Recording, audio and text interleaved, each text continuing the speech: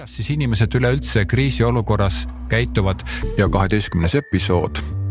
Siin on siis mõned lood on eksperimentaalsed ja kui siiamaani me oleme mõõdistanud, tavaline geodeesi firma oleme olnud nii nagu need siin on olnud aastast, ma ei tea kui ammu ja need lood on seisnud minu hämaratel kõvaketta. Podcasti Uku lood leiad siis kas Apple'i podcastidest. Ei, ma arvan, et hirmudega põrkavad kõik inimesed kokku ja suurem. Sellise majutusettevõtte puhul on väga suureks plussiks see, et esiteks on see päris suur investeering, see on juba, ütleme ühelt poolt ei ole see võib-olla investeering nagu ainult nagu agentuuri, sellepärast et ma esimese bännerreklaami valmistas Joe McCampbell ja kui praegu guugeldate selle reklaami välja, siis te näete, et uskumatu see on.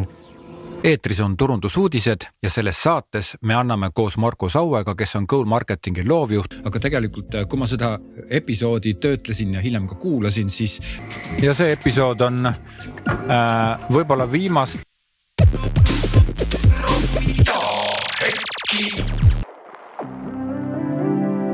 Tänases episoodis võtame jutuks sisemised tandemid.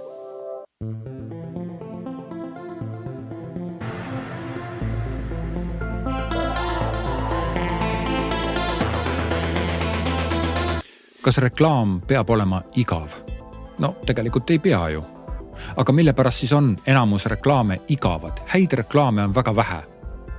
Põhjus on selles, et reklaamide tegemisel kasutatakse klišeesid. Need on turvalised.